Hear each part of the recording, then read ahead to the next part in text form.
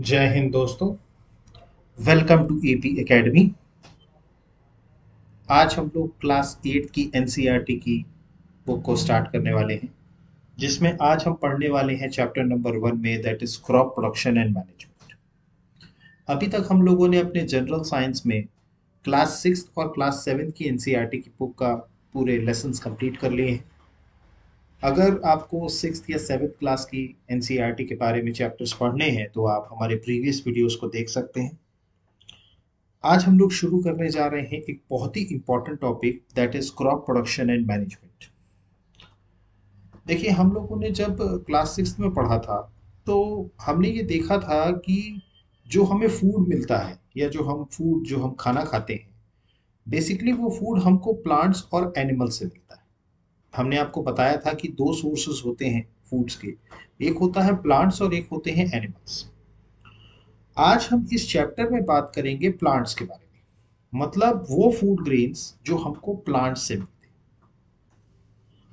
जैसे कि अगर हम वीट की बात करें या राइस की बात करें, या हम जो वेजिटेबल्स खाते हैं उसकी बात करें, या हम जो फ्रूट्स खाते हैं उसकी बात करें, तो all these food grains we are getting from plants. ये तो इस चैप्टर में बेसिकली हम उन फूड ग्रेन्स के बारे में बात करेंगे जो हमें प्लांट से मिलता है। हमने ये भी पढ़ा था कि जो प्लांट्स होते हैं वो अपना फूड खुद बना लेते हैं through the process of photosynthesis. लेकिन जो एनिमल्स होते हैं वो किस पे डिपेंडेंट होते हैं? वो या तो प्लांट्स पे डिपेंडेंट होते हैं या फिर एनिमल्स पे डिपेंडेंट होते हैं। मतलब वो प्लांट्स और एनिमल्स, मतलब एनिमल्स जो होते हैं वो अपना खाना खुद नहीं बना सकते, तो उनकी डिपेंडेंसी प्लांट्स पे होती है। तो चाहे हम वीट की बात करें या राइस की बात करें या वेजिटेबल्स की बात करें या दाल की बात करें या हम आपके फ्रूट्स की बात करें, तो ये सारी चीज़ें हमें जो मिलती हैं ये हमें प्लांट से मिलती हैं। अब इस चैप्टर में हमें बेसिकली पढ़ना ये है कि ये सब चीज़ें बनती कैसे। भाई, हम जो गेहूं जो हम गेहूं का आटा पिसवा करके हम जो रोटी खाते हैं, ये गेहूं बना कैसे, हमें उसके बारे में पढ़ना है। हम जो चावल खाते हैं ये चावल बना कैसे, हमें उसके बारे में पढ़ना है। या हम जो वेजिटेबल्स खाते हैं या फ्रूट्स खाते हैं, इनका प्रोडक्शन कैसे हुआ, तो इनका प्रोडक्शन का प्रोसेस क्या होता है, इस चैप्टर में हम ये पढ़ने वाले हैं। जैसा कि हम सब जानते हैं कि हम फूड क्यों लेते हैं। एज अ ह्यूमन बीइंग अगर हम बात करें तो हम खाना क्यों खाते हैं? Because we need energy. ठीक है, हमें क्या ज़रूरत होती है? एनर्जी की, ताकि हम हमारी बॉडी जो है वो वेरियस फंक्शंस, बॉडी फंक्शंस जो है वो काम कर सके, जैसे डाइजेशन है, रेस्पिरेशन है या एक्सक्रीशन है। क्लियर? तो हमें बेसिकली फूड जो है प्लांट्स और एनिमल्स दोनों से मिलता है। क्लियर? अब यहाँ पर क्रॉप प्रोडक्शन की बात आती है, तो आपने कभी नोटिस किया हो कि इतना ज़्यादा प्रोडक्शन क्यों होता है? अगर हम वीट की बात करें या राइस की बात करें या वेजिटेबल्स की बात करें, तो इतना ज़्यादा प्रोडक्शन क्यों होता है? तो बेसिकली जिस तरीके से पॉपुलेशन इंक्रीज हो रही है, जाहिर सी बात है हर एक ह्यूमन बीइंग को रिक्वायरमेंट है फूड की। तो जैसे जैसे पॉपुलेशन इंक्रीज हो रही है, तो रेगुलर प्रोडक्शन करना, उसका प्रॉपर मैनेजमेंट और डिस्ट्रीब्यूशन बहुत नेसेसरी है आज की डेट।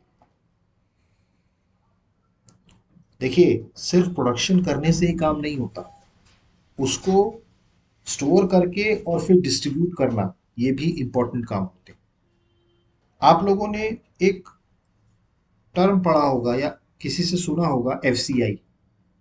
एफसीआई के जो गोदाम होते हैं, फूड कॉरपोरेशन, एफसीआई का फुल फॉर्म होता है फूड कॉरपोरेशन ऑफ इंडिया। इस गोदामों में जो अनाज जो किसान जो प्रोड्यूस करता है, उसको सरकार एमएसपी पर खरीद करके वहां स्टोर करती है। अब एमएसपी क्या है, ये सब चीजें बहुत आपके बाद की बात है, ये क्लास 8 के लिए नहीं है। बट सिंपली तौर पर अगर देखा जाए तो सिर्फ क्रॉप का प्रोडक्शन ही नहीं, उसका स्टोरेज करना और उसको डिस्ट्रीब्यूट करना, this is all very necessary. क्योंकि जैसे जैसे पॉपुलेशन बढ़ रही है, रिक्वायरमेंट फूड प्रोडक्ट्स की बढ़ती जा रही है। तो इसकी शुरुआत बेसिकली होती है, जिसे हम टिपिकली अगर हम बात करें तो इसी को बोला जाता है एग्रीकल्चर प्रैक्टिसेस। अब अगर हम बात करें सबसे पहले तो यहाँ पर जो एक टर्म है क्रॉप, इसका मतलब क्या है? देखिए, हम जानते हैं क्रॉप्स कई तरीके के होते हैं, जैसे वीट भी एक क्रॉप है, या अगर हम राइस की बात करें तो वो भी एक क्रॉप है। ठीक, वेजिटेबल्स की बात करें या फ्रूट्स की बात करें तो these are all crop. Now what is crop? Crop actually होता क्या है? आपने कभी देखा हो, आप कभी मैं एग्जाम्पल के तौर पर वीट की बात करता हूँ, पर्टिकुलरली गेहूं की बात करूँ, तो वीट की अगर हम बात करें तो आप कभी भी पंजाब जाइए, ठीक है, पंजाब जाइए आप, पंजाब में आप वहां पर, जब आप पंजाब के गांव में जाएंगे तो आप वहां पर एग्रीकल्चर फील्ड में देखेंगे कि आपको बहुत सारे एक ही तरीके के पेड़ मिलेंगे, और सब में आप देख रहे हैं गेहूं उगता है। मतलब कि वो सेम तरीके का पेड़ हर जगह, मतलब एक सिंगल प्लेस पे हर जगह आपको वही सिंगल पेड़ दिखेगा, या एक जैसा पेड़ दिखेगा। तो when plants of the same kind are cultivated at one place, मतलब एक ही जगह पर जब बहुत सारे पेड़ एक ही तरीके, जैसे अगर मैं वीट की बात करूं तो चारों तरफ आपको गेहूं के ही पेड़ नजर आए, वो ऑन अ लार्ज स्केल, तो उसको बोला जाता है क्रॉप, उसको बोला जाता है क्रॉप। अगर आप पूरी एग्रीकल्चर फील्ड उठा करके देखेंगे तो आपको बहुत सारे पेड़ नजर आएंगे, एक ही गेहूं के ही पेड़ नजर आएंगे। ऐसे ही जहां पर राइस का प्रोडक्शन ज़्यादा होता है, जैसे हम बात करें अपने जो कोस्टल एरियाज होते हैं, तो वहां पर आप जाएंगे तो आपको देखेंगे कि चावल के पेड़ आपको नजर आएंगे। तो मतलब ये है कि जो क्रॉप्स होते हैं उसको क्रॉप तभी बोला जाता है जब उसका लार्ज स्केल में प्रोडक्शन हो इन अ सेम प्लेस, मतलब उसी जगह पर लार्ज स्केल में जब प्रोडक्शन होता है तो उसी को बोला जाता है क्रॉप। एग्जाम्पल मैंने आपको बता दिया, वीट, राइस, कहीं कहीं पर वेजिटेबल्स होते हैं, कहीं कहीं पर दाल ज़्यादा होती है, कहीं कहीं पर कॉटन ज़्यादा होता है, कहीं कहीं पर सोयाबीन ज़्यादा होता है, तो these are all crops, these are all as called as crops। Clear? तो बेसिकली अगर हम बात करें तो जो हमारा, मैं आपको क्रॉप समझ में आया, ठीक है। अब अगर हम बात करें बेसिकली, तो जो हमारा क्रॉप्स जो होते हैं वो अलग अलग तरीके के होते हैं, जैसा कि मैंने आपको बताया अभी कि क्रॉप में आपका वीट भी आता है, आपका राइस भी आता है, आपका जो पल्सेस, जो दाल आप खाते हैं वो भी आता है, ठीक है। तो ये सब क्या है, उसके अलावा बहुत सारी चीजें आती हैं, सोयाबीन आता है, चना आता है, मूंग आता है, बहुत सारी चीजें आती हैं मतलब क्रॉप्स में। तो बेसिकली ये सारे क्रॉप्स क्या कहलाते हैं? ये सारे क्रॉप्स कहलाते हैं सीरियल्स। सीरियल्स बोलते हैं, सीरियल्स, इनको क्या बोला जाता है? सीरियल्स, ठीक है, जिसको हम अनाज कहते हैं, इसको हम क्या बोलते हैं? अनाज बोलते हैं, ठीक है, सीरियल्स होता है। अब एक इस तरीके के भी क्रॉप होते हैं जो सीरियल्स होते हैं, जिसमें वीट, राइस, पल्सेस सब आ जाते हैं। इसके अलावा आपके वेजिटेबल्स भी होते हैं, वेजिटेबल्स भी एक तरीके के क्रॉप होते हैं, जो सब्जियां वगैरह आप खाते हैं।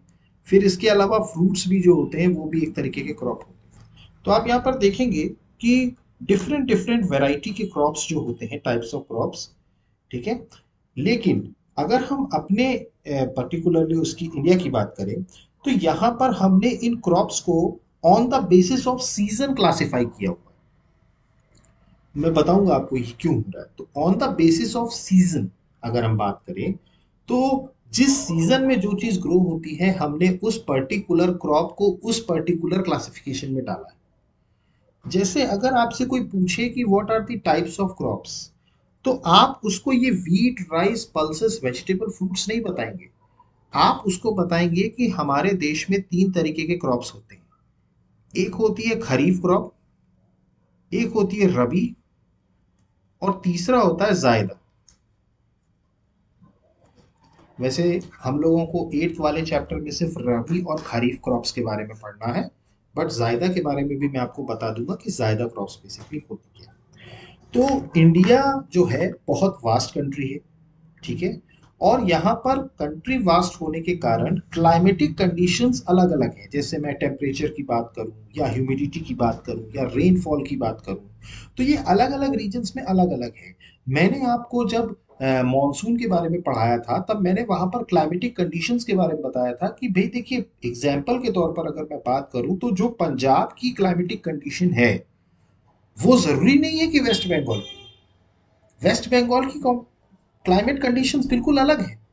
फिर अगर मैं असम चला जाऊं तो वहां पर क्लाइमेट कंडीशंस बिल्कुल अलग हैं, या हम साउथ चले जाएं तो क्लाइमेटिक कंडीशंस अलग हैं। मतलब इंडिया वास्ट कंट्री होने के कारण यहाँ पर क्लाइमेटिक कंडीशंस अलग अलग हैं।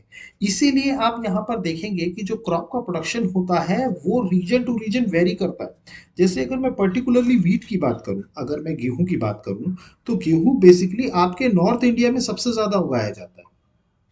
नॉर्दर्न इंडिया में, नॉर्दर्न इंडिया मतलब अगर मैं बात करूं तो बेसिकली पंजाब, हरियाणा या वेस्टर्न यूपी। तो यहाँ पर जो प्रोडक्शन है वीट का तो वो ज़्यादा है, पंजाब, खास करके पंजाब और हरियाणा की बात करें। फिर अगर आप राइस पे आ जाते हो तो राइस का रीजन अलग है, जहाँ पर बारिश ज़्यादा होती है, यहाँ जहाँ पर, क्योंकि राइस को ज़्यादा पानी की ज़रूरत होती है इसीलिए वहाँ पर ज़्यादा बारिश होती है, जहाँ पर वहाँ पर राइस का प्रोडक्शन किया जाता है। फिर कहीं कहीं पर सब्जियां उगाई जाती हैं, कहीं कहीं पर मसाले उगाए जाते हैं, तो कॉटन उगाया जाता है। तो अलग अलग एटमॉस्फियर में अलग अलग क्रॉप का प्रोडक्शन होता है। क्लियर? और ये डिपेंड करता है रीजन टू रीजन। इसीलिए डाइवर्सिटी होने के कारण भी हमने सिर्फ दो ही क्रॉपिंग पैटर्न आइडेंटिफाई किए हैं। वैसे तो तीन हैं, बट जो बेसिकली जो क्रॉपिंग पैटर्न है वो दो तरीके के हैं। एक होती है खरीफ की क्रॉप्स, एक होती है खरीफ की क्रॉप्स और दूसरी होती है रबी की क्रॉप्स, और तीसरी जो होती है वो जायदा होती है। बेसिकली अगर हम खरीफ क्रॉप्स की बात करें तो ये वो क्रॉप्स होते हैं जिनकी शुरुआत रेनी सीजन से होती है। मतलब इनको सबसे पहले ग्रो कब किया जाता है? इन दी रेनी सीजन। अगर बरसात में किसी भी क्रॉप का प्रोडक्शन शुरू होता है तो वो कौन सी क्रॉप होती है? खरीफ की क्रॉप होती है। इंडिया में अगर हम जनरली बात करें तो इसकी शुरुआत जून से होती है और सितंबर तक चलती है। ठीक है? इसमें बेसिकली खरीफ की क्रॉप में आता क्या क्या है? आपके पैडी आते हैं, मेज आती हैं, सोयाबीन आता है, ग्राउंडनट आता है, कॉटन आता है। इसके अलावा आपने यहाँ पर राइस नहीं लिखा, राइस भी आता है। क्लियर? तो बेसिकली क्या है, ये सारे खरीफ क्रॉप्स हैं और इनकी जो ग्रो करने की शुरुआत होती है, मतलब जिसे मैं बात करूं तो वो होती है रेनी सीजन, मतलब जून से शुरुआत होती है। फिर अगर हम रबी क्रॉप्स की बात करें तो रबी क्रॉप्स बेसिकली जब विंटर में, मतलब एक तो था रेनी सीजन, अब जब विंटर आता है तो विंटर में जब क्रॉप्स के ग्रो करने की शुरू होती है तो कुछ क्रॉप्स ऐसे होते हैं जिनको विंटर में ग्रो किया जाता है, जैसे अक्टूबर से लेकर के मार्च तक। इंडिया की बात करें तो अक्टूबर से लेके मार्च तक, तो उन उन क्रॉप्स को बोला जाता है रबी क्रॉप्स। अब रबी क्रॉप्स में बेसिकली आपके आ जाते हैं गेहूं, जो वीट जिसे होता है, या हम ग्राम की बात करें या पिया की बात करें, मस्टर्ड की बात करें, निंसीड की बात करें, तो ये सारे क्या है? रबी के क्रॉप्स। ठीक है? तो बेसिकली यहाँ पर दो तरीके के क्रॉप्स होते हैं। देखिए, ये खरीफ क्रॉप है और ये रबी के क्रॉप्स हैं। खरीफ के क्रॉप कब उगाए जाते हैं? रेनी सीजन्स में, मतलब जून के टाइम इसको उगाया जाता है। और अगर हम रबी के क्रॉप्स की बात करें तो इसको बेसिकली विंटर सीजन में उगाया जाता है, मतलब अक्टूबर नवंबर। क्लियर? अब देखिए, इसमें बहुत सारे हैं, आप ये देख सकते हैं यहाँ पर, ये रबी के क्रॉप्स हैं और ये खरीफ के क्रॉप्स हैं। अब इसके अलावा जायदा टाइप के भी क्रॉप्स होते हैं। बेसिकली हमारे यहाँ जो सब्जियां और फल होते हैं, मतलब जो वेजिटेबल्स होते हैं, अगर हम बात करें स्पेसिफिकली, वेजिटेबल्स जो होते हैं वो बेसिकली समर में उगाए जाते हैं। कब उगाए जाते हैं? समर में। मतलब विंटर सेशन जब खत्म होता है मार्च में, तो अप्रैल से लेकर के और जून तक के बीच में जो सीजन होता है वो गर्मी का सीजन होता है।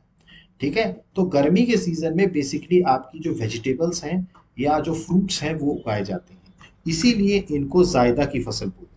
इनको क्या बोला जाता है? जायदा क्रॉप्स। तो तीन तरीके की क्रॉप्स होती हैं। एक ऐसी क्रॉप्स खरीफ क्रॉप्स जिसको बरसात में जिसको ग्रो किया जाता है, फिर रबी की क्रॉप्स जिसको विंटर सीजन में ग्रो किया जाता है, और जायदा की क्रॉप्स मतलब जिसको समर सीजन में ग्रो किया जाता है। क्लियर? तो आपको टाइप्स ऑफ क्रॉप्स और क्रॉप्स के बारे में समझ में आया, ये चीज क्लियर हुई। अब इस क्रॉप का प्रोडक्शन कैसे होता है? क्योंकि बेसिकली हमें जो इस चैप्टर में पढ़ना है वो यही पढ़ना है कि इस क्रॉप का प्रोडक्शन किस तरीके से होता है। तो इस क्रॉप के प्रोडक्शन में कई स्टेजेस में इसका प्रोडक्शन होता है, समझ रहे हैं। तो जिसको हम बोलते हैं एग्रीकल्चर प्रैक्टिस, जिसको क्या बोला जाता है, एग्रीकल्चर प्रैक्टिस। देखिए, क्रॉप को शुरुआत होती है उसकी बीज डालने से और अंतिम पेड़ को काटने तक, ये जो सेवरल एक्टिविटीज होती हैं जो फार्मर्स बेसिकली हमारे यहाँ करते हैं, ये एक समय के लिए होती है, over a period of time. जैसा कि मैंने अभी आपको बताया कि खरीफ की जो क्रॉप है उसकी बुआई जो होती है, या मतलब जहाँ शुरुआत होती है वो जून से होती है, और उसको काट करके तैयार कब तक किया जाता है, सितंबर तक। तो ये उसका पीरियड है, जून से लेकर के सितंबर तक। ऐसे ही रबी क्रॉप्स की बात अगर हम करें तो रबी की क्रॉप्स अक्टूबर में बोई जाती हैं और वो मार्च में काटी जाती हैं। तो बेसिकली किसी भी क्रॉप प्रोडक्शन का एक पर्टिकुलर टाइम जोन है, मतलब कि वो उस पर्टिकुलर पीरियड में ये सारी एक्टिविटीज होती हैं। जैसे कि अगर एग्जाम्पल के तौर पर अगर हम बात करें तो आप घर में भी अगर कोई एक पेड़ लगाते हैं तो उसकी कुछ एक्टिविटीज होती हैं और कुछ टाइम के बाद वो पेड़ ग्रो करता है। ऐसा नहीं है कि आपने आज सीड डाल दी, आज पानी डाल दिया और कल वो खड़ा हो गया पेड़, नहीं, टाइम लगता है। क्लियर। तो ये जो वेरियस एक्टिविटीज होती हैं उसको ही एग्रीकल्चर प्रैक्टिसेस बोला जाता है, जिसका यहाँ पर लिस्ट बना है। तो बेसिकली 7 एक्टिविटीज में पूरा क्रॉप का प्रोडक्शन होता है। सबसे पहले अगर हम बात करें तो होता है प्रिपरेशन ऑफ सॉइल, ठीक है। उसके बाद होता है सोविंग, उसके बाद होता है एडिंग मैन्योर एंड फर्टिलाइजर्स, उसके बाद होता है इरिगेशन, उसके बाद होता है प्रोटेक्शन फ्रॉम वीड्स, और उसके बाद होती है हार्वेस्टिंग, और फिर होता है स्टोरेज। तो बेसिकली ये 7 प्रोसेस होती हैं जिसमें जमीन को तैयार करने से लेकर के और उस क्रॉप को स्टोरेज तक रखना, ये पूरा जो प्रोसेस होता है यही होता है टिपिकली क्रॉप एग्रीकल्चर प्रैक्टिस। ये जो पूरा क्रॉप का प्रोडक्शन होता है ये इन एक्टिविटीज से होकर के गुजरता है। अब हम एक एक करके इन पूरी एक्टिविटीज को समझेंगे कि ये एक्टिविटीज किस तरीके से होती हैं और क्या क्या स्टेप बाय स्टेप होता है। क्लियर।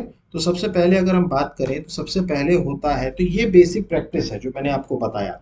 सबसे पहले हम सॉइल को प्रिपेयर करते हैं, उसके बाद फिर सॉविंग करते हैं। सॉविंग का मतलब होता है उसमें सीड्स डालना। भाई आप पेड़ उगा रहे हो तो आप बीज डालोगे ना, बीज डाले बिना तो पेड़ उगेगा नहीं। तो सॉविंग करना, फिर उसके बाद उसमें मैन्युअर्स और फर्टिलाइजर्स डालना। अब ये मैन्युअर्स और फर्टिलाइजर्स क्यों डाले जाते हैं ये मैं आपको बताऊंगा बाद में। उसके बाद फिर इरिगेशन करना। इरिगेशन करना मतलब बेसिकली उसकी सिंचाई करना, पानी डालना उसमें। क्योंकि भाई आप पेड़ उगा रहे हो तो आपको भी तो रेगुलरली पानी डालना पड़ता है ना। तो वैसे ही वहां पर भी तो पेड़ उग रहा है तो उसमें भी पानी डालना है, तो इरिगेशन होगा। उसके बाद फिर अगर हम बात करें तो वीडिंग, वीडिंग क्यों होता है ये मैं आपको बताऊंगा। फिर उसके बाद हार्वेस्टिंग, अब पेड़ बन गया, अब क्रॉप ग्रो हो गया, तब उसको काटना है पेड़ को, तो उसको क्या बोलते हैं, हार्वेस्टिंग। फिर उसके बाद किया जाता है थ्रेशिंग, थ्रेशिंग के बाद फिर उसको किया जाता है स्टोरेज। तो ये पूरा प्रोसेस होता है जिसके जरिए एक क्रॉप का प्रोडक्शन किया जाता है, and it takes time. Around 3 to 4 months लगते हैं किसी भी क्रॉप को प्रोडक्शन होने में, पूरी प्रैक्टिस होने में अराउंड 3 to 4 मंथ्स। तो अब हम शुरुआत करते हैं प्रिपरेशन ऑफ सॉइल्स। तो अगर हम सॉइल के प्रिपरेशन की बात करें तो ये सबसे पहला स्टेप होता है किसी भी क्रॉप प्रोडक्शन में। सबसे पहला स्टेप होता है आपको जो जमीन है उसको तैयार करना। क्योंकि भाई आप बीज डालोगे कहाँ, उस जमीन पे डालोगे। भाई एग्रीकल्चर फील्ड क्या होती है, एग्रीकल्चर फील्ड वही जमीन है। उस जमीन पे खेती करने के लिए भाई आपको पहले सीड्स डालने से पहले उस सॉइल को आपको प्रिपेयर करना पड़ेगा। अब ये होता क्यों है, इसमें बेसिकली जो इम्पोर्टेंट टास्क होता है वो ये होता है कि उस सॉइल को टर्न करके उसको लूज करना। मतलब बेसिकली इसमें जो पूरा प्रोसेस होता है प्रिपरेशन ऑफ सॉइल का, वो सिर्फ इसीलिए होता है ताकि सॉइल को टर्न करके और उसको लूज किया जा सके, ताकि जो सॉइल है, ठीक है, जो रूट्स हैं प्लांट के, वो बिल्कुल डीप पेनिट्रेट हो जाए सॉइल के अंदर। भाई देखिए मैंने आपको बताया था किसी भी प्लांट में जो जमीन के नीचे जो भाग होता है प्लांट का वो रूट्स होते हैं, ठीक है। तो यहाँ पर भी बेसिकली आप क्या कर रहे हैं, आप पेड़ उगा रहे हैं। अब पेड़ का जो जड़ है, रूट्स है, वो एकदम अंदर तक डीपली पेनिट्रेट रहे सॉइल के अंदर, इसके लिए आपको जमीन को खोदना पड़ता है, जिसको लूजन कहते हैं। भाई आपने भी देखा हो, कभी भी कोई भी नया पेड़ आप लगाते हैं तो पहले आप उसके अंदर खुरपी से खोदते हैं, ताकि उसका जो रूट है बिल्कुल अंदर चला जाए।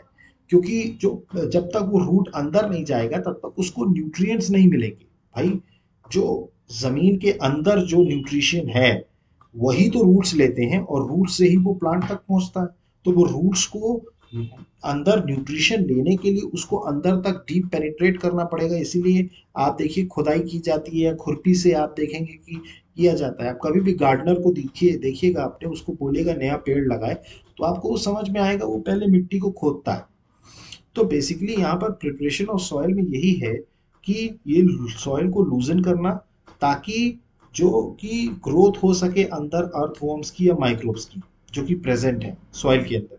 मैंने आपको बताया था अर्थवॉर्म्स। अर्थवॉर्म्स एक ऐसे जानवर होते हैं जो फार्मर्स के सबसे अच्छे दोस्त, क्योंकि ये क्या करते हैं, ये सॉइल को लूज करते हैं। और ये सॉइल को लूज जितना ज्यादा आप करोगे, या मिट्टी को आप जितना ज्यादा हल्का रखोगे, उतना ही ज्यादा पेनिट्रेशन होगा रूट्स का deep into the soil. Clear. अब उसके बाद हम अगर बात करें तो सॉइल के अंदर काफी सारे मिनरल्स भी होते हैं, वाटर भी होता है, वाटर है, एयर है, और कुछ लिविंग ऑर्गेनिजम्स भी हैं। ठीक है। अब उसके अलावा आप जो डेड प्लांट्स एंड एनिमल्स जो डिकम्पोज होते हैं, मैंने आपको बताया था डिकम्पोजिशन के बारे में। जो कॉम्पोस्ट, जो घरों का कचरा वचरा आप जमीन में गाड़ दीजिए तो वो कुछ टाइम के बाद फर्टिलाइजर बन जाता है। ठीक है। तो फर्टिलाइजर कैसे बन जाता है, तो वो डिकम्पोज हो जाता है। ठीक है। तो इसी तरीके से वेरियस न्यूट्रिएंट्स जो होते हैं वो रिलीज होते हैं सॉइल को, और इन्हीं न्यूट्रिएंट्स को एब्जॉर्ब कौन करते हैं, प्लांट्स करते हैं। क्लियर। तो टर्निंग और लूजिंग करना सॉइल को, ये सबसे इंपॉर्टेंट पार्ट होता है कल्टीवेशन ऑफ क्रॉप्स की। क्योंकि अगर आपने उसको टर्न और लूज प्रॉपर तरीके से नहीं किया तो आपका क्रॉप का जो प्रोडक्शन है उस पर इफेक्ट पड़ेगा। इसीलिए जमीन को पहले तैयार किया जाता है। खेती के लिए सबसे पहले जमीन को तैयार करने के बाद ही उस पर बीज डाले जाते हैं। ठीक है। तो ये जो प्रोसेस होती है लूजनिंग की और टर्निंग की सॉइल को, इसी को बोलते हैं टिलिंग या प्लाउइंग। इसी को बोला जाता है टिलिंग या ploughing. And this is done by this process. ये देखिए, ये आपको प्लाउ नजर आ रहा है। ठीक है। ये जो प्लाउ है, ठीक है, इसकी मदद से ही सॉइल को प्रिपेयर किया जाता है। ठीक है। अब बेसिकली ये जो प्लाउ होता है, ये इसका काम होता है सॉइल की टिलिंग करना। ठीक है। इसमें सॉइल की टिलिंग करना, या फिर क्रॉप में फर्टिलाइजर डालना हो, या रिमूव करना हो बीड्स को, या टर्निंग करने हो सॉइल की। ठीक है। अब बेसिकली आपने ये चीज देखी हो कि ये जो होता है, ये लकड़ी का बना होता है। ये जो प्लाउ होता है ये किसका बना होता है, लकड़ी का बना होता है। क्लियर। और आजकल आयरन के भी यूज हो रहे हैं, पहले क्या होता था, लकड़ी का बना होता था। ठीक है। अब यहाँ पर आपको नजर आ रहा है इस प्लाउ में एक लॉन्ग वुड की ये शाफ्ट है। ये देखिए, ये आपको नजर आ रहा है। इसका एक एंड जो है यहाँ पर जमीन पे धंसा हुआ है। ये जो पार्ट, ये देखिए प्लाउ शाफ्ट, जिसको हम हल कहते हैं, एक तरीके से इसको हल बोलते हैं। लोग कहते हैं ना हल चलाना, हल चलाने का मतलब ही यही होता है, प्लाउइंग करना। अगर टिपिकल हिंदी में बात करें तो प्लाउइंग करने का मतलब होता है हल चलाना। ठीक है। तो बेसिकली दो जानवर, बैल या गाय का इस्तेमाल करके पहले हल चलाया जाता है। तो बेसिकली इसमें यहाँ पर जो हल होता है यही काम करता है मिट्टी में, इस तरीके से मिट्टी को सॉइल लूजन करना।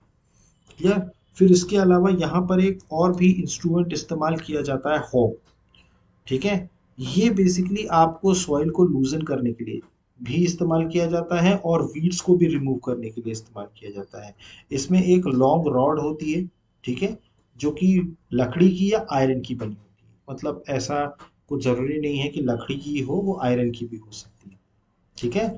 और एक स्ट्रॉन्ग बॉन्ड और बेंड प्लेट आयरन की जो होती है वो एक एंड पे फिक्स रहती है। ठीक है। और दूसरे एंड पे क्या रहता है, ये ब्लेड रहती है। ये देखिए आपको ब्लेड नजर आ रही है, ये ब्लेड रहती है। ठीक है। आजकल कल्टीवेटर्स, ट्रैक्टर्स का भी इस्तेमाल किया जाता है। आपने देखा हो पहले के समय में ये खेती किसानी जो होती थी उसमें ये हल चलाने का काम होता था। आज की डेट में अगर आप देखें तो कल्टीवेटर्स का भी या ट्रैक्टर्स का भी इस्तेमाल किया जाता है सॉइल को लूज करने के लिए। क्लियर। तो यहाँ पर जो है बेसिकली प्रोसेस था सॉइल को लूज करना और उसकी टर्निंग करना, त्यों करना, ताकि जो रूट्स हैं वो प्रॉपर तरीके से डीप पेनिट्रेशन हो सके। अब आपने जमीन तैयार कर ली। अब इसके बाद का जो प्रोसेस होता है वो होता है बीज डालना, जिसे कहते हैं सोइंग। ये तो सोविंग जो है ये भी एक इम्पॉर्टेंट पार्ट है क्रॉप प्रोडक्शन का। ठीक है। सोविंग, बिफोर सोविंग अगर बात करें, अगर सोविंग मतलब बीज डालने से पहले हमें सीड्स को भी चेक करना पड़ता है कि सीड्स अच्छी वैरायटी की हैं या नहीं। मतलब जो बीज होता है हमारा, देखिए आप क्या है बीज डालना है, बीज को इंग्लिश में क्या बोलते हैं, सीड। ठीक है। तो अब सबसे पहले क्या करेंगे, आप सीड्स को चेक करेंगे ना भाई कि वो हाई क्वालिटी की है कि नहीं। फार्मर्स बेसिकली प्रेफर उसको करेंगे कि जिसकी हाई यील्ड हो। हायर यील्ड का मतलब ये है कि उससे अच्छा पेड़ निकले, ज़्यादा ग्रेन्स डेवलप हों। आप लोगों ने मैं पर्टिकुलरली अगर मैं बात करूँ तो ग्रीन रेवोल्यूशन के बारे में आपने सुना होगा। ग्रीन रेवोल्यूशन था ही यही कि हाईली हाईली मतलब अच्छे सीड्स प्रोवाइड करना ताकि ज़्यादा से ज़्यादा प्रोडक्शन हो सके। ठीक है। तो ये बेसिकली इसमें होता क्या है कि कई सारे टूल्स इस्तेमाल किए जाते हैं जिसके ज़रिए सीड्स डाली जाती है, जिसके ज़रिए क्या किया जाता है, सीड्स प्रॉपर तरीके से एग्रीकल्चर फील्ड में डाली जाती है। तो यहाँ पर दो तरीके के टूल होते हैं। एक होता है ट्रेडिशनल जो पहले के समय में यूज़ होता था, और एक आज की डेट में ये यूज़ होता है। ये देखिए, ये आपको जो नज़र आ रहा है, ठीक है, ये क्या है, ये है सीड ड्रिल। इसको कहते हैं सीड ड्रिल। ये आजकल यूज़ होता है।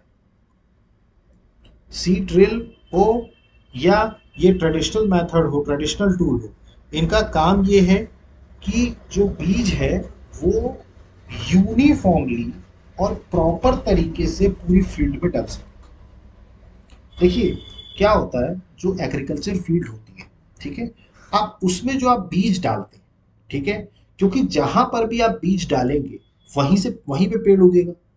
तो इस बात को भी देखा जाता है कि जो बीज आप डाल रहे हैं वो एक प्रॉपर डिस्टेंस पे डालें ताकि पेड़ का ओवर क्राउडिंग ना हो जाए। क्योंकि भाई आप अगर एकदम पास पास डाल देंगे तो जाहिर सी बात है पेड़ जो होंगे वो ओवर क्राउडेड हो जाएंगे। और ओवर क्राउडेड हो जाएंगे तो जो वाटर लेना है या न्यूट्रिएंट्स लेने हैं तो उसमें पेड़ों को दिक्कत हो। जैसे कि अगर एग्जाम्पल के तौर पर अगर मैं बात करूं तो अगर एक छोटे से कमरे में ज्यादा लोगों को बंद कर दिया जाएगा तो जाहिर सी बात है अनकंफर्टेबल हो जाएगा ना वहां पे। तो वैसे ही यहाँ पर एग्रीकल्चर फील्ड में भी प्लांट्स का ऐसा ही है। तो इसीलिए सोविंग जो की जाती है वो बेसिकली ट्रेडिशनल, पहले ट्रेडिशनल उससे की जाती थी। क्लियर। इसमें क्या होता था, इसमें यहाँ पर इसके अंदर सीड्स भरी और नीचे एक फनल लगा दिया। फनल लगाने से हो क्या रहा है कि वो सीड्स जहां जहां जरूरत है वहां वहां उसको ड्रॉप कर दे रहे हैं। ठीक है। आजकल ये मशीन ये काम करने लगी है। ये देखिए आपको जो मशीन नजर आ रही है ये सीड ड्रिल है। ठीक है। जिसमें कई सारे 2 और 3 मतलब कई सारे पाइप्स होते हैं। ठीक है। और ट्रैक्टर की मदद से, या यहाँ पर तो जेसीबी है लेकिन ट्रैक्टर्स की मदद से यहाँ पर क्या होता है कि सीड ड्रिलिंग कर दी जाती है। तो सीड ड्रिलिंग का काम बेसिकली होता क्या है कि सीड्स को, जो बीज है उनको प्रॉपर तरीके से और हर एक पर्टिकुलर डिस्टेंस पे उसको सीड्स को बिछाना एग्रीकल्चर फील्ड में। ठीक है। ताकि ओवर क्राउडिंग ना हो सके प्लांट्स की, ताकि प्लांट्स सफिशिएंट सनलाइट, न्यूट्रिशन या वाटर का इस्तेमाल कर सके। ठीक है। अगर कई बार प्लांट्स ऐसे अगर अनवांटेड ग्रो हो भी जाते हैं तो उसको भी रिमूव किया जाता है। मैं आपको बताऊंगा कैसे रिमूव किया जाता है। तो सबसे पहले प्रोसेस क्या हुई, फील्ड को तैयार किया गया, एग्रीकल्चर फील्ड को। उसके बाद फिर बीज डाले गए। ठीक है। अब बीज डालने के बाद का काम शुरू होता है जिसको कहते हैं एडिंग मैन्योर्स एंड फर्टिलाइजर्स। अब यहाँ पर मैन्योर्स और फर्टिलाइजर्स डाले जाते हैं। पहले के समय में जब फर्टिलाइजर्स वगैरह नहीं होते थे तो हमें ये पता था कि प्लांट्स को न्यूट्रिशन कहाँ से मिलता है, जमीन के अंदर से, सॉइल से। ठीक है। अब लगातार अगर आप एक ही पर्टिकुलर फील्ड पे, आपने देखा हो कि एक ही पर्टिकुलर फील्ड पे अगर आप लगातार क्रॉप का प्रोडक्शन करेंगे, जैसे मान लीजिए कि आपकी एक पर्टिकुलर फील्ड है, अब उसमें उनके जो जमीन है उसके न्यूट्रिशन की भी कुछ लिमिट है ना। ऐसा तो है नहीं कि उसमें अनलिमिटेड न्यूट्रिएंट्स। अगर आप रेगुलरली उस फील्ड में क्रॉप प्रोडक्शन करते जाएंगे, तो धीरे धीरे धीरे धीरे उसका न्यूट्रिशन का लेवल कम हो जाएगा। सॉइल का न्यूट्रिशन का लेवल जो है वो क्या हो जाएगा, कम हो जाएगा। ठीक है। तो अब जैसे मान लीजिए कि सॉइल का न्यूट्रिशन कम हो गया, बट फिर भी प्लांट्स को न्यूट्रिशन चाहिए। अगर ग्रो करना है फार्मर को और क्रॉप का प्रोडक्शन करना है, तो उसे पेड़ को उगाना पड़ेगा। अब पेड़ को न्यूट्रिशन पहले जमीन से मिल जाता था, लेकिन आप अगर रेगुलर प्रोडक्शन कर रहे हैं एक ही पर्टिकुलर फील्ड पे, तो जाहिर सी बात है कि वो जो न्यूट्रिशन देने वाली जो कैपेसिटी है वो धीरे धीरे जमीन की कम होती जाएगी। तो वहां पर अब क्या करा जा रहा है, अब फर्टिलाइजर्स का इस्तेमाल किया जा रहा है। बेसिकली फर्टिलाइजर्स होते क्या है, फर्टिलाइजर्स बेसिकली हमारे जो होते हैं वो मैन मेड इनऑर्गेनिक सॉल्ट, ये मैन मेड होता है। इसको फैक्ट्रियों में बनाया जाता है फर्टिलाइजर्स को। मतलब जो बीज है वो फैक्ट्रियों में बनाया जाता है फर्टिलाइजर्स को। ये फर्टिलाइजर्स का काम ये होता है कि प्लांट्स को न्यूट्रिशन प्रोवाइड करना, ताकि उसकी ग्रोथ अच्छी हो सके in the form of nutrients.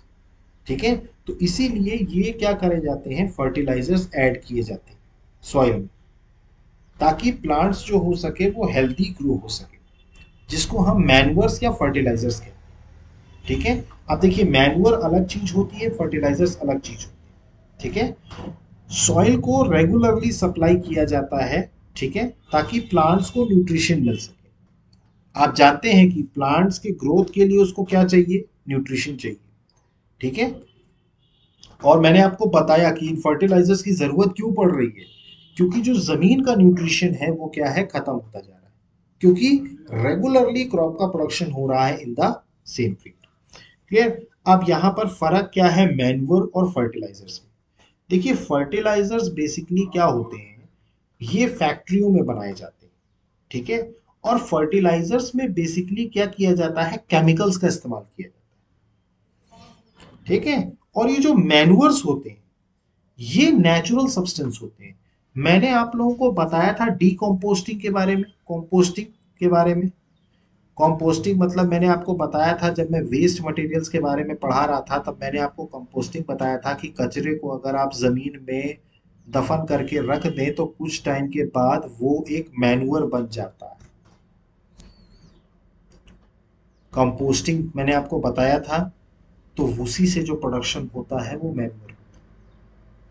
और ये होता कैसे है, जमीन के अंदर जो कीड़े होते हैं जैसे अर्थवॉर्म्स वगैरह, ये सारे वो क्या करते हैं, डेड प्लांट्स और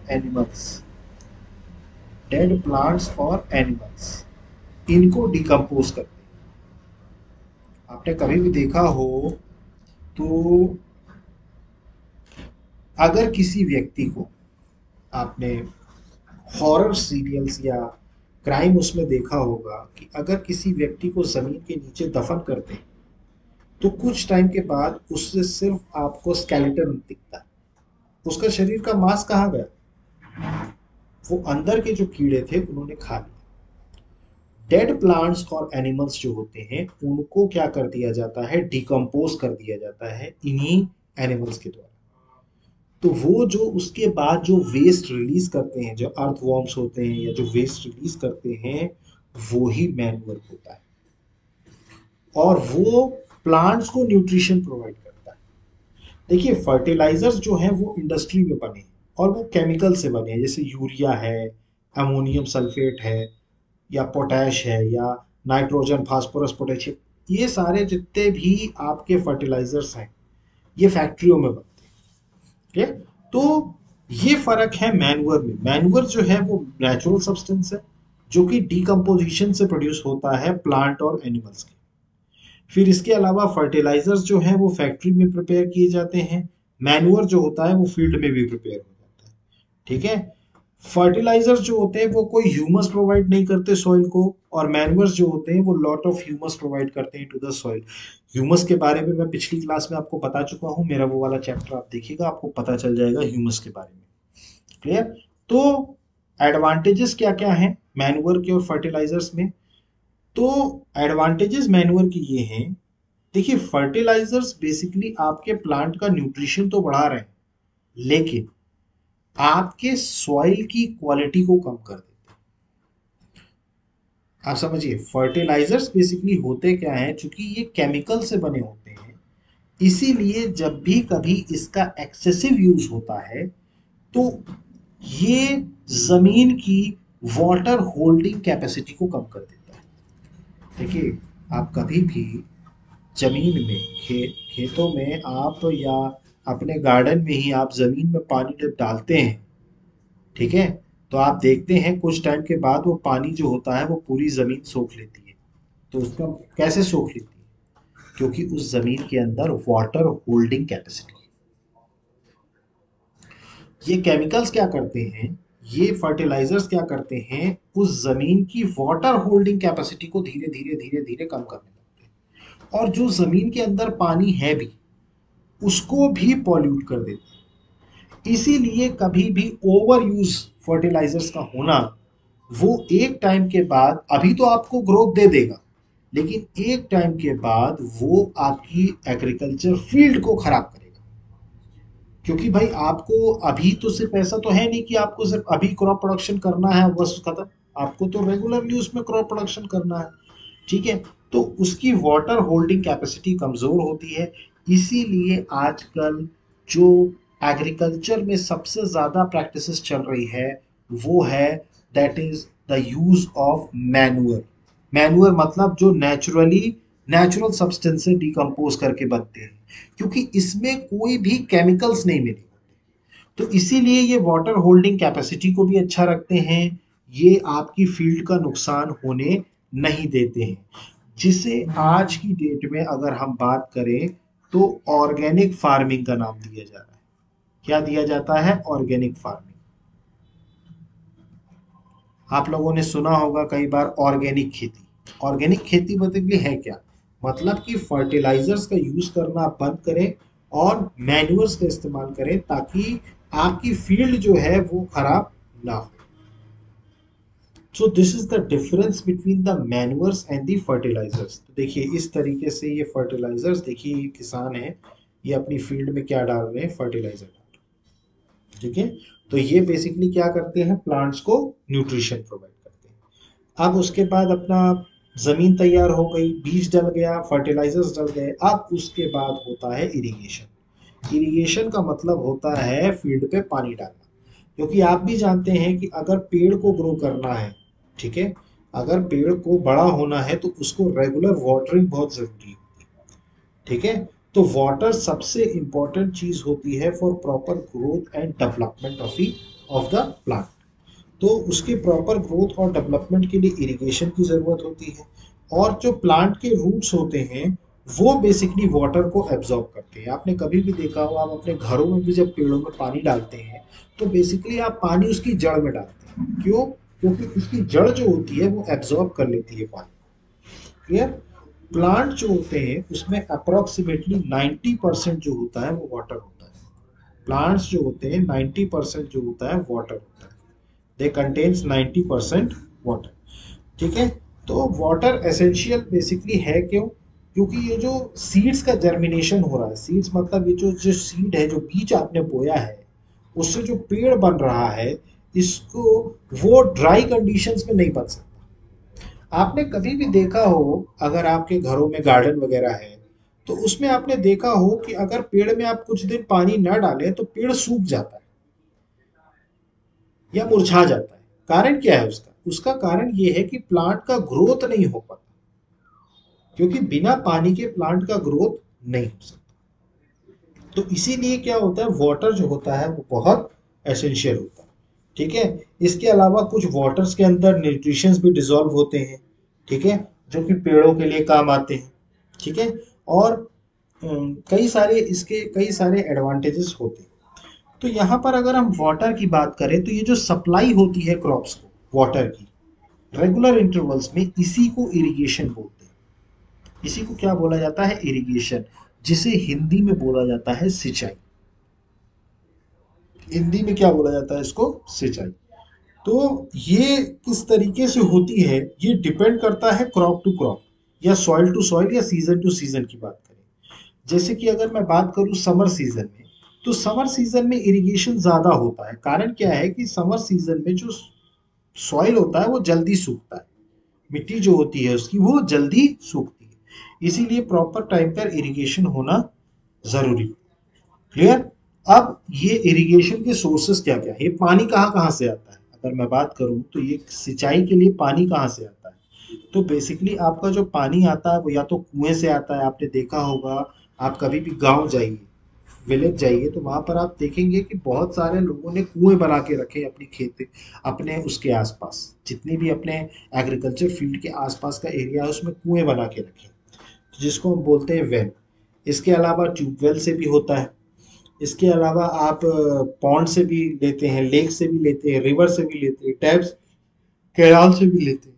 तो इन सारी जगहों से इरिगेशन के लिए पानी लिया जाता है। यार कई सारी परियोजनाएं भी चलती हैं, जैसे आपने देखा हो कि नदी में जो परियोजना चलती है, तो वो बेसिकली परियोजना चलाई किस लिए जाती है, उसका प्राइमरी कंसर्न होता है एक तो इलेक्ट्रिसिटी का प्रोडक्शन, बिजली बनाना, और इसके अलावा जो पानी बच गया उसको खेतों में देना। क्लियर है। तो ये सारी परियोजनाएं आप पढ़ेंगे उसको डीप में तो आपको पता चलेगी। तो इरिगेशन के भी कई सारे मेथड्स हैं, जैसे अभी आपको इस फोटो में जो इरिगेशन दिख रहा है, ये बेसिकली मॉडर्न मेथड है। ये कौन सा मेथड है, मॉडर्न मेथड, जिसके जरिए इरिगेशन किया जा रहा है। बट पहले के समय में ऐसा नहीं होता था। पहले के समय में कुछ ट्रेडिशनल मेथड्स इस्तेमाल किए जाते थे। तो बेसिकली जो कुएं में जो पानी होता था या जो लेक्स में पानी होता था, इसको क्या किया जाता था, इसको डिफरेंट डिफरेंट मेथड से उठाया जाता था, और उठा करके उसको फिर ह्यूमन लेबर के जरिए उसको क्या किया जाता था, फील्ड में डाला जाता था। जैसे यहाँ पर देखें, अगर आप देखें तो यहाँ पर ट्रेडिशनल मेथड में सबसे पहला है ये मोट। अगर आप इसमें देखें तो ये आदमी क्या कर रहा है, इसने क्या किया है, यहाँ पर ये जो कुआं बना है इससे क्या है, इसने घड़े से पानी से बाल्टी से पानी खींचा इस कुएं से और उसको फील्ड में बहा दिया। ये सबसे ट्रेडिशनल मेथड्स हैं, ये सारे ट्रेडिशनल मेथड्स हैं, जिसमें क्या होता है, देखिए इन्होंने क्या किया है, अपनी ये जो फील्ड है इसके पास ही कुआं बनवा लिया। यहाँ से ये आते हैं, पानी लेते हैं बाल्टी का और उसको फैला देते हैं। कई लोगों ने फिर उसके बाद चेन पंप का इस्तेमाल करना शुरू किया, जिससे एक एंड से उठा करके और दूसरे एंड से पानी वो एग्रीकल्चर फील्ड में रिलीज करता है। क्लियर। फिर उसके बाद ये देखिए यहाँ पर ढेकली का इस्तेमाल किया गया है। यहाँ पर ये लकड़ी का इस्तेमाल किया गया है, लकड़ी की मदद से पानी ऊपर उठाया जाता है और फिर किया जाता है। और यहाँ पर जो इस्तेमाल किया गया है वो बेसिकली आपका रहत का किया गया है। तो लीवर सिस्टम है।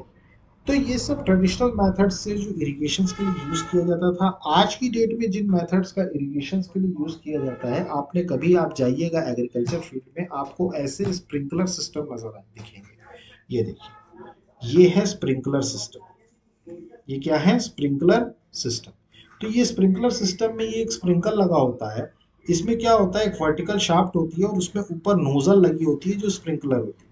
अब क्या होता है, कुएं से पाइप के जरिए क्या होता है, पानी यहाँ तक पहुंचता है और यहाँ से ये ऊपर जाता है, और ये पानी नोजल के थ्रू क्या होता है, इधर उधर स्प्लिट होता है। क्लियर। तो स्प्रिंकलर सिस्टम जो है वो सबसे ज्यादा यूजफुल वहां होता है जहां पर अनइवन लैंड होता है, जहां पर वाटर की अवेलेबिलिटी कम होती है। ठीक है। तो यहाँ पर क्या किया जाता है, परपेंडिकुलर एक पाइप लगा दिया जाता है जिसमें एक रोटेटिंग नोजल होती है टॉप पे। ठीक है। और उसको मेन पाइपलाइन से रेगुलर इंटरवल में जोड़ दिया जाता है। ठीक है। जब भी कभी मेन पाइपलाइन में वाटर फ्लो करता है तो प्रेशर के जरिए with the help of pump ये रोटेटिंग नोजल से एस्केप होता है। ये देखिए पानी जो यहाँ पर छिड़क रहा है, ये रोटेटिंग नोजल से क्या हो रहा है, स्प्रे हो रहा है। तो ये स्प्रिंकल होता है ऑन दी क्रॉप्स। ठीक है। ये इस तरीके से होता है जैसे बारिश गिरती है, जैसे बारिश गिरती है। ठीक है। उस तरीके से ये बूंद बूंद टपकता है। क्लियर।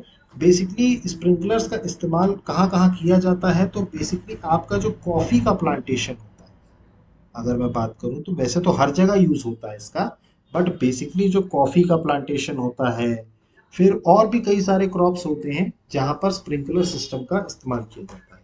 अब यहाँ पर जो दूसरा सिस्टम आपको नजर आ रहा है ये है ड्रिप सिस्टम। ये कौन सा सिस्टम है, ड्रिप सिस्टम। तो पहला क्या है, स्प्रिंकलर सिस्टम है, और दूसरा क्या है, ड्रिप सिस्टम। अब ये जो ड्रिप सिस्टम होता है, इसमें वाटर को ड्रॉप बाय ड्रॉप रूट्स में फॉल किया जाता है। ठीक है।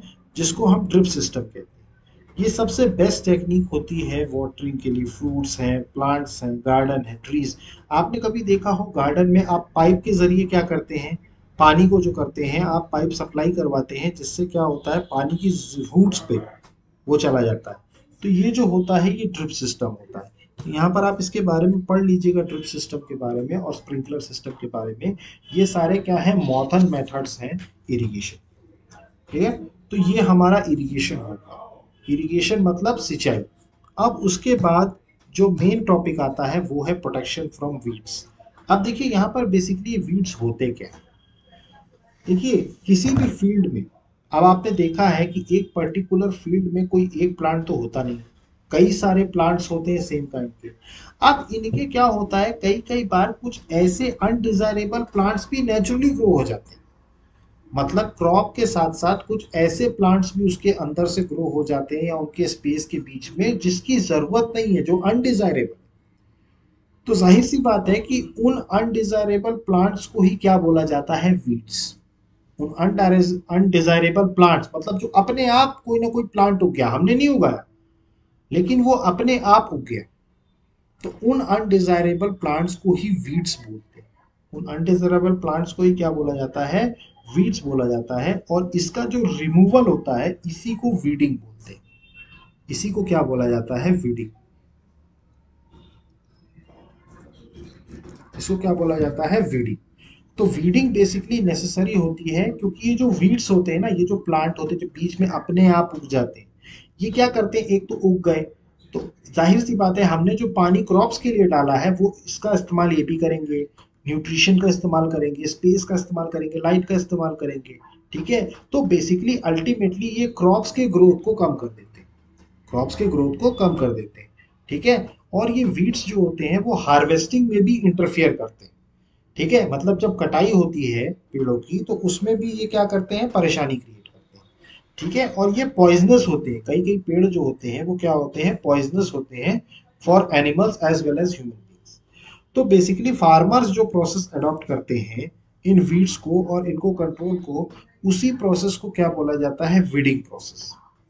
इसमें क्या किया जाता है, देखिए मैंने आपको बताया था शुरुआत में ही, जब आप जमीन को तैयार करते हैं तभी आप एक प्रोसेस उसमें करते हैं जिसमें आप क्या करते हैं कि उसमें टिलिंग करते हैं। उसमें क्या करते हैं, आप टिलिंग करते हैं, उसको टर्न करते हैं आप सॉइल को, ताकि वो जो प्रॉपर तरीके से इसमें जो वीडिंग है, जब तक कोई भी पेड़ अनवांटेड पेड़ है तो वो रिमूव हो सके। ठीक है, ये देखिए ये इस तरीके से यहाँ पर क्या किया जा रहा है, यहाँ पर ये गैस की सप्लाई की जा रही है या इसमें केमिकल्स डाले जा रहे हैं। ठीक है, जिससे जो अनवांटेड पेड़ होता है, जो अनवांटेड होता है वो क्या हो जाता है, रिमूव हो जाता है। ठीक है, इसके कुछ केमिकल्स जो होते हैं जिसको वीडीसाइड्स बोलते हैं, क्या बोलते हैं इनके केमिकल्स को, वीडीसाइड्स। तो ये बेसिकली स्प्रे किए जाते हैं फील्ड्स में ताकि वीड्स को जो है वो किल कर सके। ये क्रॉप को डैमेज नहीं करते, ये किसको डैमेज करते हैं, सिर्फ वीड्स को डैमेज करते हैं। ठीक है, तो ये चीज आपको क्लियर हो रही है। तो ये इस तरीके से होता है प्रोटेक्शन फ्रॉम वीड्स। अब इसके बाद जो प्रोसेस होती है, एक तरीके से देखा जाए तो वो सबसे लास्ट प्रोसेस होती है एग्रीकल्चर मतलब क्रॉप प्रोडक्शन की, जिसे कहा जाता है हार्वेस्टिंग। ये देखिए, हार्वेस्टिंग बेसिकली होता क्या है, हार्वेस्टिंग का मतलब होता है अब जो पेड़ उग गया उसमें ग्रेन्स बन गए, अब उन पेड़ों को काटना है। भाई पेड़ों को काटेंगे ना, क्योंकि भाई आपने अगर गेहूं उगाया है तो गेहूं को उस पेड़ से निकालना पड़ेगा ना, तो उसके लिए पेड़ पहले काटना पड़ेगा। तो ये जो पेड़ काटने का काम होता है इसी को हार्वेस्टिंग, इसी को क्या बोला जाता है, हार्वेस्टिंग बोला जाता है। ये देखिए ये हार्वेस्टिंग हो रही है, बेसिकली क्या हो रही है, ये कटाई हो रही है। देखिए पहले के समय में ये जो कटाई होती थी वो हाथों से होती थी, आज भी होती है, ऐसा नहीं है। जिसके पास कम फील्ड है, मतलब जिसकी एग्रीकल्चर फील्ड लिमिटेड है, जो गरीब किसान है, वो आज भी अपने हाथों से काटता है पेड़ों को। तो ये देखिए यहाँ पर ये बच्चा है, ये अंकल जी हैं, ये क्या कर रहे हैं, पेड़ को काट रहे हैं।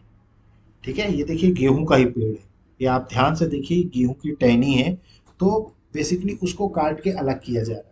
ठीक है, और यहाँ पर देखिए एक तो मशीन है, यहाँ पर एक मशीन का इस्तेमाल किया गया है, इस मशीन की मदद से क्या बोल करा जा रहा है, हार्वेस्टिंग की जा रही है। ठीक है, ये जो मशीन है इसको बोला जाता है कॉम्बाइन, ये जो मशीन है इसको क्या बोला जाता है, कॉम्बाइन। आप देखिए इसके दो काम होते हैं। देखिए यहाँ पर आपने इन पेड़ों को तो काट दिया, आप इन पेड़ों के अंदर से भी तो ये गेहूं को निकालना पड़ेगा भाई। आपने जब सेपरेशन ऑफ सब्सटेंस में आपको पढ़ा रहा था क्लास 6 में, तब वहां पर मैंने आपको एक टर्म समझाया था, थ्रेशिंग। इसमें क्या करते हैं, ये जो गेहूं का पेड़ होता है उसको नीचे एक पत्थर पे खूब तेजी से टक्कर मारते हैं, जिससे कि इसके अंदर की जो ग्रेन होती है ना वो बाहर आ जाती है पेड़ में। तो क्या किया जाता है, पहले के समय में ये हाथ से किया जाता है थ्रेशिंग, क्योंकि भाई आपने पेड़ तो काट लिया। अब पेड़ काटने के बाद भाई उसके अंदर से तो गेहूं निकालेंगे ना आप। अब ऐसा तो है नहीं कि उसके अंदर से एक एक गेहूं का दाना निकालेंगे आप, नहीं। उसको क्या करते हैं, उसको जो ट्रेडिशनल मेथड होता है उसमें नीचे पत्थर पे खूब तेजी से उस पेड़ को पटकते हैं, जिससे कि उसके अंदर की जो सीड्स होती हैं या जो ग्रेन्स होते हैं वो बाहर हो जाते हैं उस पेड़ से। क्लियर है, ये चीज आपको क्लियर हो रही है? ठीक है। तो उसके बाद जो बच जाता है, उसके बाद जो आपका पेड़ ग्रेन्स निकालने के बाद जो पेड़ बच जाता है, उसी को आप पराली बोलते हैं। उसी को क्या बोलते हैं, पराली। अब आप दिल्ली या उसके आसपास रहते हो तो वहाँ पर पराली को लेकर के, जो जलाने को लेकर के जो धुआं उठता है, तो वो बेसिकली पराली क्या है, पराली यही पेड़ है जो उसके बाद जला दिए। क्योंकि ये पेड़ क्या करेंगे अब फार्मर्स, क्योंकि अब पेड़ तो खूब सारा उग गया, अब उसको करेंगे क्या, तो उसको जलाना पड़ता है। यहाँ पर ये जो कॉम्बाइन मशीन है, ये यहाँ पर इनको हार्वेस्टिंग और ये थ्रेशिंग, ये दोनों कंबाइनली काम कर देती है, इसीलिए इसको कॉम्बाइन बोलते हैं। क्या बोलते हैं इसको, कॉम्बाइन। तो ये कॉम्बाइन का काम बेसिकली होता क्या है कि ये हार्वेस्ट भी कर देती है और ये थ्रेशिंग भी कर देती है। मतलब ये पेड़ तो काटेगी ही काटेगी, उसके साथ साथ इसके अंदर से गेहूं को भी सेपरेट करेगी। तो काफी ज्यादा हाईली उसमें यूज होता है। या कई कई पर आप विनोइंग का भी इस्तेमाल करते हैं, विनोइंग के बारे में मैं आपको बता चुका हूँ। तो ये हमारा क्या था, हार्वेस्टिंग। अब हार्वेस्टिंग के बाद आ जाता है स्टोरेज। अब गेहूं उग गया, सब कुछ हो गया, ग्रेन्स वगैरह सब प्रोड्यूस हो गए। अब उसको स्टोर करके रखना है। उसको स्टोर इसलिए करके रखना है क्योंकि वो जो गेहूं है वो खराब ना हो जाए। तो उसको चूहों से बचाना है या इंसेक्ट से बचाना है, या उसको वेट होने से, या उसको वेट होने से रोकना है।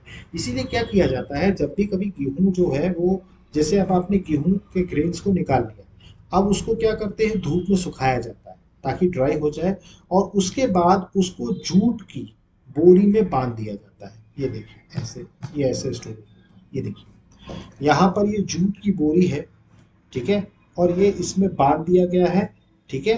इसी ये क्या कहलाता है, ग्रेनरीज कहलाता है। ये देखिए आप, एक गोदाम नजर आ रहा है आपको, ये आपको गोदाम नजर आ रहा है। तो गोदाम में क्या किया, बोरियां भरी हुई, ठीक है। तो इन बोरियों में क्या भरा है, गेहूं भरा है, ठीक है। क्योंकि लॉन्ग टाइम के लिए इसको रखना पड़ता है हार्वेस्टेड ग्रेन। जैसे अगर मैंने आपको अभी बताया था, एफसीआई के गोदाम जो होते हैं, फूड कॉरपोरेशन ऑफ इंडिया के जो गोदाम होते हैं, उसमें अगर आप जाके देखेंगे तो बहुत सारी बोरियां पड़ी हैं जिसमें गेहूं है, चावल है, जो अभी लोगों को भी दिए जाते हैं जहाँ ज़रूरत होती है। तो ये स्टोरेज होता है। तो स्टोरेज इसलिए रखा जाता है ताकि जो हार्वेस्टेड ग्रेन्स है इनको स्टोर किया जा सके फॉर लॉन्गर टाइम। क्लियर। अब यहाँ पर जहाँ पर बहुत ज्यादा गेहूं होते हैं, तो वहां पर इस तरीके से सिलॉस बनाए जाते हैं, इस तरीके से टैंकर बनाए जाते हैं, और इस टैंकर के अंदर पूरा गेहूं भरा जाता है जहां पर बहुत ज्यादा गेहूं का प्रोडक्शन। तो यहाँ पर आकर के हमारा पूरा क्रॉप प्रोडक्शन चैप्टर खत्म होता है। आई होप कि आपको सारी चीज़ें क्लियर हुई होगी, एक एक पॉइंट आपको समझ में आया होगा। अगर इसके बाद भी आपको कोई डाउट होता है तो प्लीज़ कमेंट बॉक्स में हमारे मेंशन कीजिए। अदरवाइज हमारे चैनल को लाइक कीजिए, सब्सक्राइब कीजिए और मैक्सिमम से मैक्सिमम शेयर कीजिए। So guys that's it from now. और नेक्स्ट क्लास में हम उसमें सेकेंड चैप्टर पढ़ेंगे। तो आई होप कि आपको समझ में आया होगा। आप एक बार बुक से ज़रूर पढ़िए इस चैप्टर को मेरी क्लास सुनने के बाद, तो आपको पूरा चैप्टर समझ में आ जाए। Thank you.